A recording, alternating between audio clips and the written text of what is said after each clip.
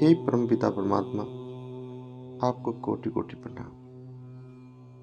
हे मेरे प्यारे भाइयों, बहनों, बुजुर्गों एवं मेरे प्रिय अनुजों, आप सबको एक बार फिर आओ चलो परमात्मा की ओर चैनल में आपका हार्दिक स्वागत है। हे मेरे परम प्रिय मित्रों, बुजुर्गों, माताओं, बहनों और मेरे अनुजों, आप सबको फिर एक बार, वैसे तो हर वीडियो में ही मैं आपको बतलाता हूँ, लेकिन फिर भी मेरा फर्ज है, पता नहीं किसको क्या विधि अच्छी हो, कब किसका समय उत्तम गति का हो, तो बता देना चाहिए कि सर्वप्रथम जब भी समय मिले रीढ़ सीधी रखें, जितना भी ज़्यादा से ज़्यादा हो सकता है। नंबर 2, जब भी समय मिले थोड़ा बहुत, जितना भी 10 मिनट से लगा घंटा 2, जितना भी, इसको मौन रहे और मन से मौन रहे, जिससे अपने आप का एहसास हो सिर्फ, और मन से मौन रहे। नंबर 3, चेहरा शांत और अंदर से आनंद की अनुभूति जो चेहरे पे झलकती रहती है। और नंबर 4, जब भी समय मिले अपनी जीवा को उल्टा करके अपने तालू से लगाए रखें।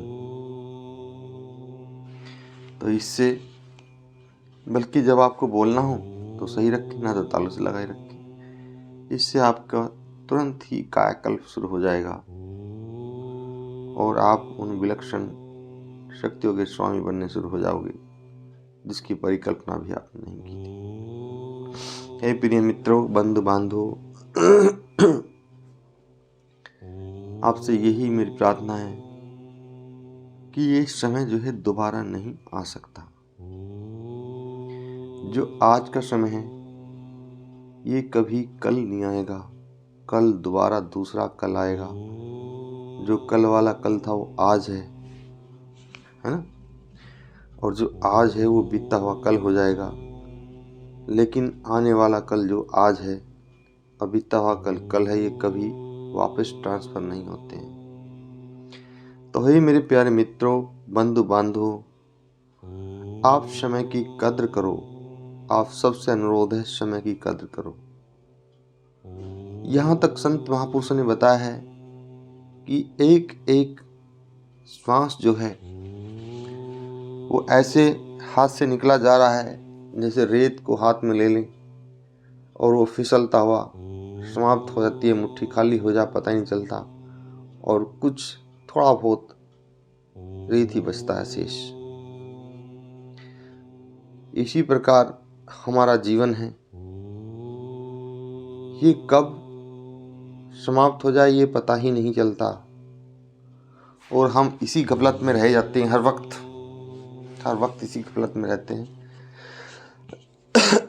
कि कर लेंगे, अभी तो बहुत समय है।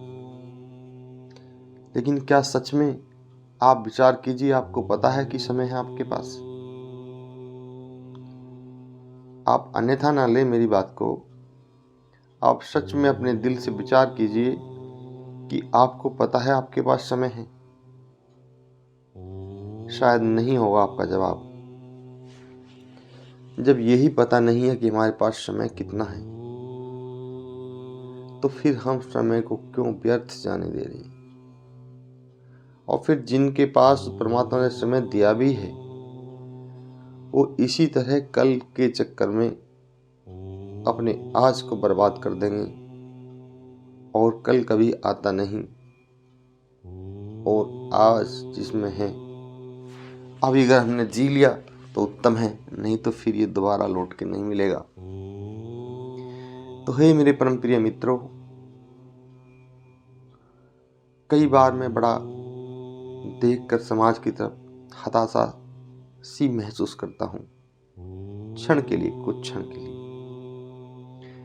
कि कैसी गफलत की नींद में सोए हैं ज्यादातर, और जीवन ऐसे निकले जा रहा है जैसे ट्रेन स्टेशन से आई, साएं गुजर गई। ऐसे जीवन हर पल हर क्षण गुजरे जा रहा है। हे परम प्रिय मित्रों, अगर इस सवारी के अनुसार आपने अपना कार्य, जो ट्रेन गुजर रही है के अनुसार आपने अपना कार्य कर लिया, तो आप मंजिल तक निश्चय ही पहुंच जाओगे। लेकिन अगर आप गफलत में रहे और ट्रेन गुजर गई प्लेटफार्म से, तो फिर बड़ी परेशानियां उठानी पड़ेगी। ये जीवन रूपी ट्रेन चलती जा रही है, दौड़ी जा रही है, और जो है ये समय रूपी पहिए जो इसमें लगे हैं, ये ऐसी रफ्तार से चलते हैं कि ये कभी मंदे नहीं होते हैं, ना इनमें ब्रेक लगते हैं, इनकी गति भी समान है। बस कोशिश करने तो हमें है कि समय पे हम अपनी ट्रेन में सही उपस्थित हों और हर जगह का, हर स्टेशन का ध्यान से देखते जाएं और हर कार्य का लुत्फ उठाएं। हे मेरे परम प्रिय मित्रों, हे मेरी माताओं बहनों, एक समय ऐसा आएगा,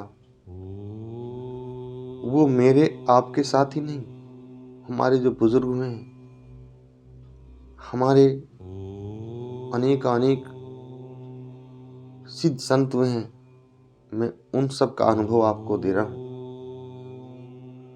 जब से मुझे इस चीज का एहसास हुआ है, तब से मेरे जीवन का नजरिया ही बदल गया कि किस तरह समय दौड़ा जा रहा है। और सच्चाई तो यही पता नहीं मेरे भाई, मेरे बंधुओं, मेरी माताओं बहनों, किस समय कितना है, कौन से स्टेशन से हमें उतरना है, किस समय कितना है, और जीवन की रेलगाड़ी में से कौन से समय से है, स्टेशन से हमें उतरना है, हमें तो ये आभास ही नहीं है। लेकिन फिर भी हम इतने निर्भय होकर बिल्कुल को विचार ही नहीं कर रहे हैं। हम ये नहीं कहते आप चिंता में पड़ जाओ, नहीं, चिंता तो इससे भी ज्यादा खतरनाक है। लेकिन बात विचार की है, विचार कीजिए, विचार भी किस लिए, ताकि आपको सद्कर्म करने की प्रेरणा उत्पन्न हो तुम्हारे अंदर से, एक एक क्षण को जीने की प्रेरणा उत्पन्न तुम्हारे अंदर से, इस जीवन को समझने की प्रेरणा हो उत्पन्न तुम्हारे अंदर से, अपने आप को, खुद को समझने की प्रेरणा हो तुम्हारे अंदर। हे परम प्रिय मित्रों, जो है खुद को समझो, खुद को समझो कि ईश्वर ने अगर हमारे जन्म दिया है, ये अनमोल जन्म दिया है हमें, तो ये किसी न किसी कार्य के लिए तो दिया होगा ना। क्योंकि जब वजह खत्म हो जाती है, तो आपको पता है वजह खत्म होते के साथ ही तो काम ही खत्म हो जाता है। जब तक कोई उद्देश्य होता है, आप देखना, तभी तक कोई कार्य चलता रहता है। उद्देश्य खत्म तो कार्य खत्म होता है ना। आप स्कूल जाते हो, जैसे आपका चैप्टर खत्म हुआ, 1 घंटा आपका खत्म हुआ, तो फौरन टीचर आपसे कह देगा मुझे दूसरे घंटे जाना है, या आपका समय हो गया, रुकता ही नहीं है। इसी प्रकार जब आप भोजन खा रहे हैं, पेट आपका भर गया, उद्देश्य खत्म, आपका पेट भरना उद्देश्य तक वो भर गया, चाहे फिर नाना प्रकार के व्यंजन रख लो आपके सामने, तो आप भोजन ग्रहण नहीं करोगे। इसी प्रकार जब फ्रेश होने जाते हो, फ्रेश हो गए, आपका उद्देश्य खत्म, आप वहां 1 मिनट रुकना पसंद नहीं करोगे। हे मेरे परम प्रिय मित्रों, इसी प्रकार जब उद्देश्य समाप्त हो जाता है, तो फिर सारा सिस्टम ही समाप्त हो जाता है। तो हमारे यहाँ पृथ्वी पे जो आने का कोई तो परमात्मा ने उद्देश्य निहित किया है ना। तो हम उस उद्देश्य को समझ के लक्ष्य मान के कार्य करें, क्योंकि पता नहीं है कब उद्देश्य समाप्त हो जाए, कब उद्देश्य समाप्त हो जाए, कब हम इस शरीर को छोड़ के हमें यहाँ से चलना पड़े जिस शरीर में हम हैं। हे प्रेम प्रिय मित्रों, तो उस चलने से पहले पहले हम कितनी अच्छाइयाँ कर सकते हैं, कितने लोगों का भला कर सकते हैं जो हमारे सामर्थ्य में है। हम ये नहीं कहते आप भी गृहस्थी हैं, सब गृहस्थी हैं, कि जो है गृहस्थी समझ से बाहर होकर कोई कार्य करे और उससे अपनी गृहस्थ प्रभावित हो, ये कदापि उचित नहीं होगा। लेकिन जो उचित है, आपके पास पड़े हैं लाखों करोड़ों रुपए, और ऐसे भी हैं जिनको 2 टाइम की रोटी नहीं है, तो आपका दायित्व बनता है उनको जो ईश्वर ने जीवन दिया है, आप उस जीवन की उनके जीवन की जितना हो सके रक्षा करें, क्योंकि यही आपके जीवन का मूल्य है। हे परम प्रिय मित्रों, हर एक पल को अगर जीना आ गया, हर एक पल को अगर जीना आ गया तो आप मुक्त हैं। आप इस जीवन मरण के चक्कर से फिर मुक्त हैं। लेकिन ध्यान रहे, हर एक पल को जीना सीखो। हमेशा समय की कद्र करो, नहीं तो समय तुम्हारी कद्र नहीं करने का। और जब अंत समय आएगा, फिर आप कितना भी विनय विनती प्रार्थना करोगे, लेकिन कोई आपकी सुनने वाला नहीं है, क्योंकि जब आपके पास समय था तो आपने समय की नहीं सुनी थी। वो भी बार बार किसी न किसी के माध्यम से आपके लिए विनय विनती कर रहा था। कभी किसी हमारे जैसे व्यक्ति के माध्यम से विनय विनती कर रहा था, तो कहीं किसी और संत महात्मा की श्रीमुख से अनमोल वचन मिल रहे थे, वो उनसे आपको प्रेरणा दे रहा था, जागृत कर रहा था।